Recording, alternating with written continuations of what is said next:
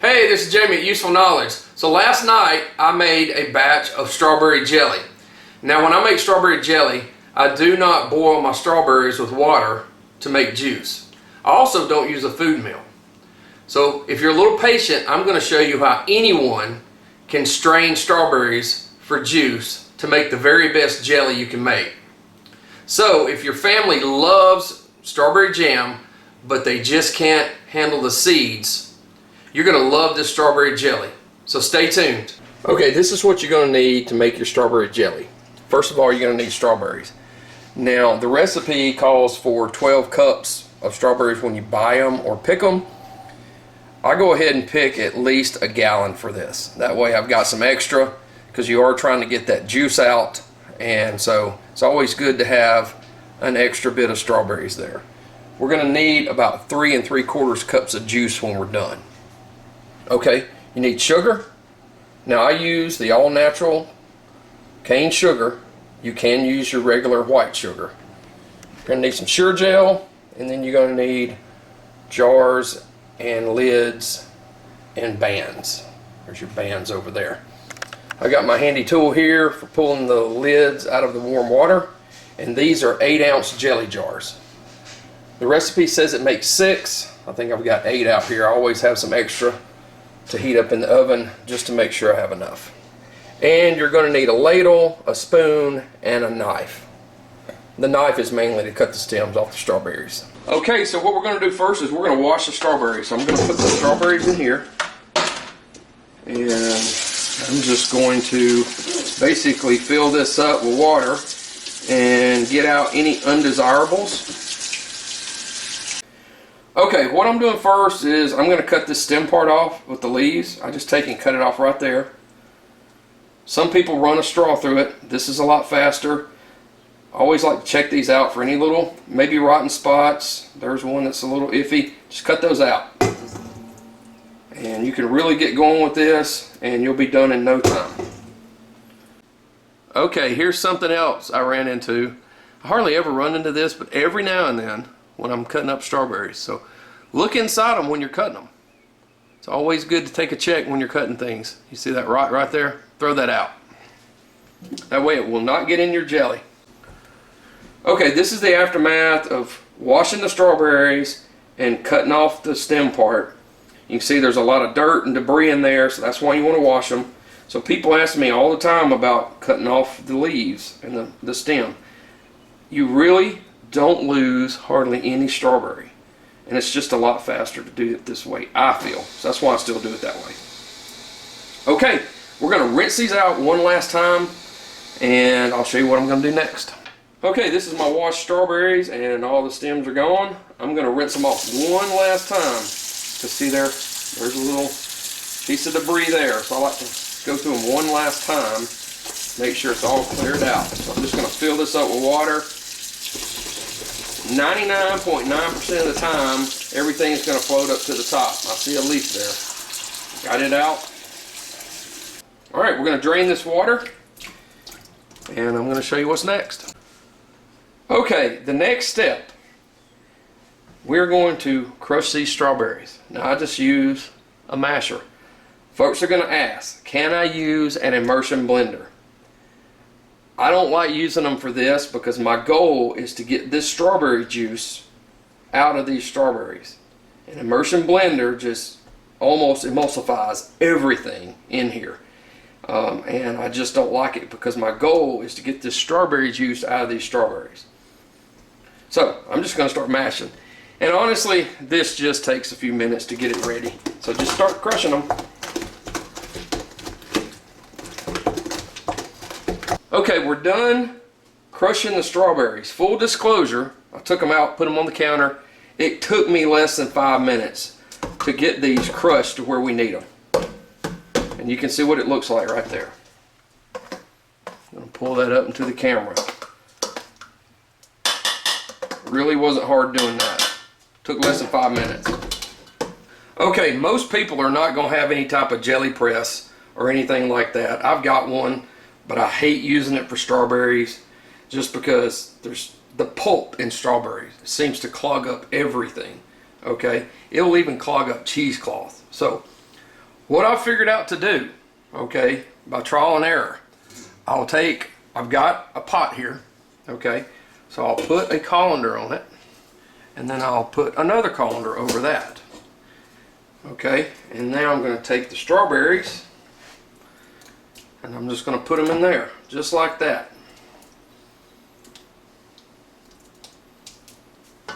Now the recipe calls for 3 3/4 cups of juice, and the gallon is going to get you right there close.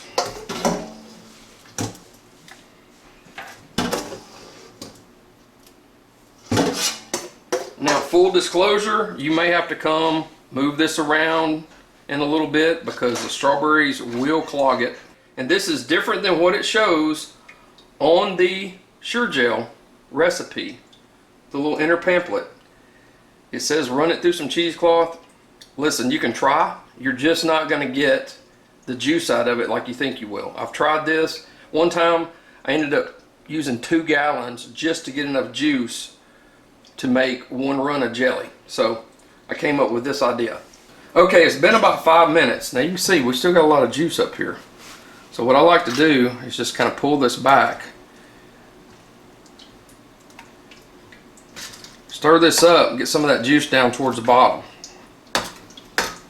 Okay, so I'm going to show you what's going on up underneath really quick. I don't know if you can see that, but that secondary colander is catching. There's even more pulp getting through, but it's really is seedless down in there. So this is working, and it has worked for me. So if you don't have a 1 colander, it might be a time to go buy another one. And yeah, you can use the cheap plastic ones. I just happened to get, I got these one year at Christmas, so I absolutely love these stainless steel colanders. Alright, we're going to let it keep working. Okay, we're about 10 minutes in, and you can see a lot of this juice is already out of here. Oh, there's a leaf. Anyway, so a lot of this juice is out of here, and it's getting down into there. So you can turn that. If you can see up under there, you can see we've got a lot of juice down in our pot. So it's been about 10 minutes, and we are just going to keep on doing what we're doing here. Now it's okay to get up under there and move that around as well. Some of the juice in there. The more you move this around every few minutes, I kind of like to do it like that, and as this seeps back down in there, it's going to let more juice drop. Alright, we're going to keep doing what we're doing here. Give this a few minutes to work. So this is just about stopped dripping, but I'm going to show you what we got up under there. You see, that's a secondary layer of pulp. Alright, there's not a lot of seeds in it. It is a secondary layer. And this thing still is dripping a little bit, so we're going to let it keep going. Because what I like to do is get way more than I need, and then finally I'm going to strain the final juice that's coming out of this pot through some cheesecloth, and that's going to give me the juice I'm going to make the jelly out of. We're going to give that probably another 15 minutes. Okay, I want to show you what we've got out so far. I just poured this up. We have 4 cups. Okay, now the recipe calls for 3 3/4 cups. It's been about 45 minutes. I'm going to let this keep going probably for about another 15 or 20, because I am going to strain it through 1 layer of cheesecloth to get out, you know, just a little bit of the more annoying pulp. But this is very close. So we're going to get a little bit more, and then we're going to strain it 1 more time. Okay, we are almost done getting all the juice out of this strawberry pulp. As I just showed you right here in my little pitcher, I've got 4 cups. We've still got some more dripping. It's really slowed down. That's that secondary pulp right there. And that's what's dripped out just over the past 5 minutes. And you can see it's still dripping up under there, if you can get past my hand. So, folks are going to ask, what are you going to do with that strawberry pulp? Okay, so my wife has already claimed this. So what you can do is make strawberry popsicles out of it. And if you've ever been to that big theme park in Florida, all right, you'll know what I'm talking about. It makes some of the best strawberry popsicles. All right, all we're going to do is we're going to mix it up with sugar to get it to where we want it to taste. And we're just going to freeze them in those popsicle molds. They make great popsicles. And it will remind you of the ones they sell down in that big theme park in Florida. Okay, so I've got a little bit over 4 cups of juice. And this has been 1 hour after we started. Alright, so what I'm going to do now is strain this through 1 layer of cheesecloth. Now I've got extra cheesecloth in reserve back here, so if this gets bound up and nothing else is coming out of it because there's just too much pulp, I'm actually going to move this off and put on a new part and put more juice in it. So here we go.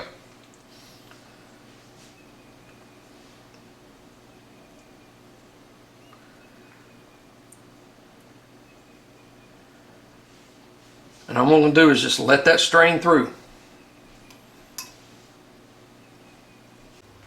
Okay, while that's filtering through, you can go ahead and move that around a little bit. It really helps it to keep going and straining. And I'll see if I can show you that. You see that's dripping up under there? There it is, straining through, and that looks really clear. So we've almost got a cup. This bit is about strained out. I've got almost a cup and a half, and what I took out of the original over here was about a cup and 3/4 almost. We're getting a pretty good strain on it. Obviously it's a lot of pulp left over, and I'm going to get a new bit of cheesecloth and we're going to finish out the rest of this here. Okay, as I showed you a little bit ago, we're going to move this around as the juice gets out of here, and that's just to make sure we get all the juice through that cheesecloth. Okay, I'm moving this around because I only need just a few more drops to get to 3 3/4 cups total. I'm going to give that about 2 or 3 more minutes and this is going to be called good. So in total, the straining process took about 2 hours, all right? But I can promise you, and you can try this for yourself, you can crush up a gallon of them, you can try to strain them through cheesecloth overnight. It will stop up everything. You're going to get about 2 cups. I have done this before and it just turns into a big mess. But if you use the method that I came up with, a couple of colanders, and then go through the cheesecloth, it's going to take up a lot less time. Like I said, it's been about 2 hours. Still not fun, but it's pretty quick compared to trying to do a gallon all at once through the cheesecloth. All right, we'll start making jelly now. Okay, first thing to do before we start cooking our jelly, I put 6 8-ounce jelly jars, and these are Mason jelly jars, in the oven. I'm going to turn them to 250 degrees Fahrenheit. Okay, this recipe, which is just a Sure Jell recipe, says that it's supposed to make 6 8-ounce jars. So I've got 6 lids. We're going to put them in over here, and I'm going to add 1 extra. I always like to add 1 extra because sometimes it makes more. We're going to turn this little stewer on to a low because you don't really want to cook them, you just want to warm them up. Okay, we ended up with exactly 3 3/4 cups of juice out of our 1 gallon of berries that we picked after we crushed them, strained all the juice. Now, if you don't quite get that much, the Sure Jell recipe says you can add a little water. I don't like adding water, but you can add a little water if you need to. Alright, so what we're going to do first is we're going to pour this in our pot. And you'll need a 6 to 8 quart pot. I think this is a 7. So that's our strawberry juice. Then we're going to put a packet of Sure Jell. And this is just the regular Sure Jell in the yellow box. And we're going to stir that in. Now, I have seen in the past that sometimes you have to stir that in really well. It doesn't want to dissolve easy. So stir it in and let's get going. When you're stirring in a Sure Jell pack, sometimes in strawberry jelly, I don't know why, it doesn't want to dissolve very well. So I always like to whisk it in. So we're going to do that now.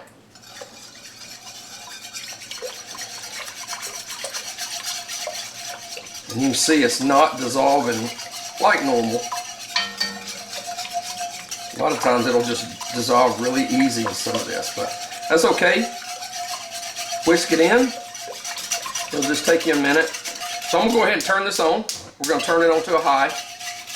And our whole goal here is we're going to bring this up to a full rolling boil. Now, a full rolling boil is a boil that doesn't subside when you stir it. Once it gets to that point, and I'll show you what it is in a few minutes, once it gets to that point, we're going to stir it for 1 minute, and then we're going to add in our sugar. There's still some of that Sure Jell that's not quite ready, but as it's warming up, it'll dissolve. We'll use this whisk to make sure it's there, and we'll keep moving on.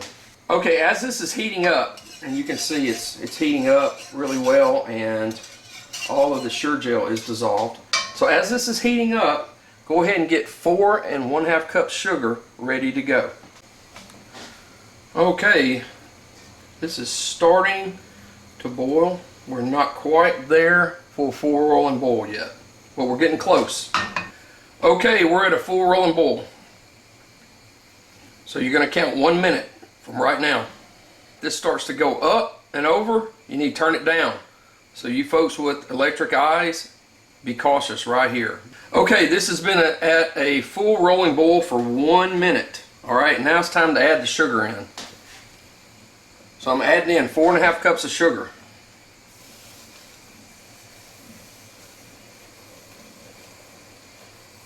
And we're going to stir that up, make sure it gets all in and melted like it should.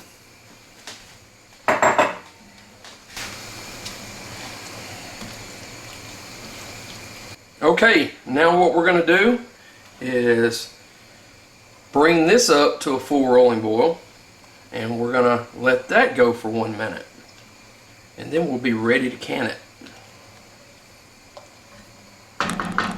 And this will just take just a few minutes to get there.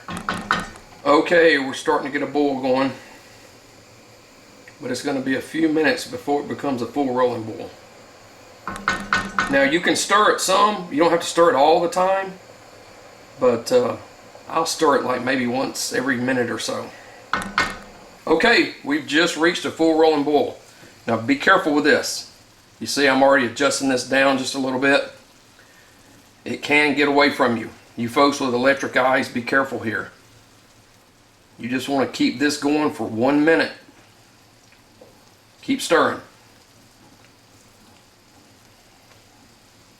I turned mine to about a medium high, and I've got a gas stove, so it instantly went to a medium high.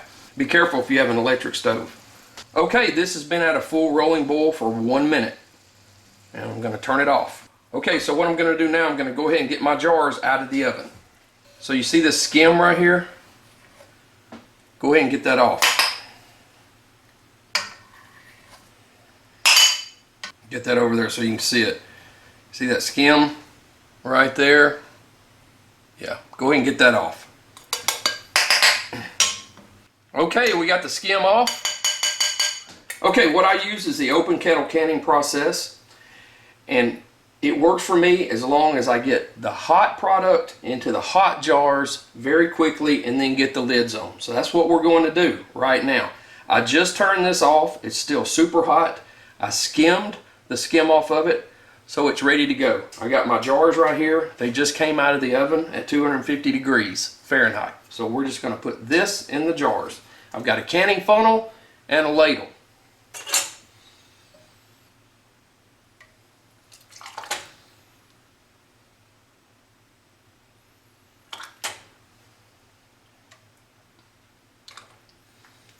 Now I always bring that up basically to the bottom of my canning funnel, and by the time I get that out, it's about perfect headspace. Okay, I ended up with 6 full jars. These are 8-ounce jelly jars, and then just a bite or 2 left over. So what we're going to do now, and I made a little mess here, but we're going to clean off the rims of these jars. So I'm going to get a damp paper towel and clean that off. Okay, so all I'm going to do with this damp paper towel is go around the rim of that jar. And that just helps us get a good seal. So you can see there's some that was there. Okay, so now that that's off, it's going to help us get a good seal. I'm just going to go around each one of these, and then we're going to get the lids ready. And make no mistake, these are still super hot. It's been about 3 minutes from when I've got the skim off to I got these jars full. So they're still very, very hot. Okay, what we're going to do now, and this has probably been 3.5 to 4 minutes since we turned these off, so they're still super hot, is we're going to put the lids on. Now what I do is I take the lids out and I dry them. Okay? I just put them on. Dry each one of them, place them on. People are going to ask, is it okay to do this? Well, when you turn this over in a minute, you're going to turn these jars over, and that's what's going to kill any contaminants that might be on these lids that may have gotten on during the canning process. You can look this up in old canning books. So now all we're going to do is put our bands on. Be careful, those jars are still very, very hot. Okay, so what I do here is I just tighten it up pretty good, like that, and turn them over. We're going to leave these over for 5 minutes.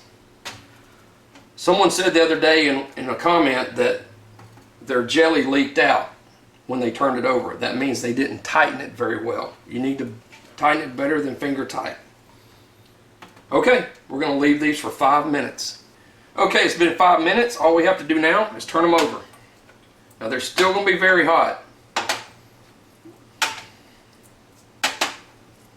Alright, okay, now that we've got them turned over, they will start to seal as they cool down. It'll probably take them around 30 minutes and you'll probably hear your first ping. And that's the lid sealing when you hear the ping. Okay, I want to show you this. It's early the next morning. Every one of these had sealed perfectly. So you can look at that. You can press on these. There's no indentation.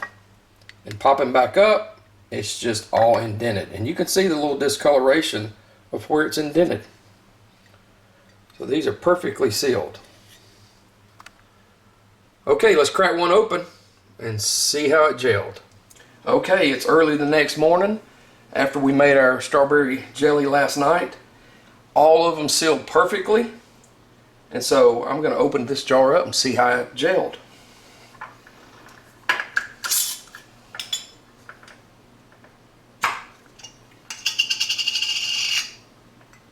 Oh yeah, it gelled perfectly. Okay, we're going to make some bacon and some toast, and we're going to have some strawberry jelly on that toast. So we hope you gained some useful knowledge on how to make the very best strawberry jelly. Thanks for watching.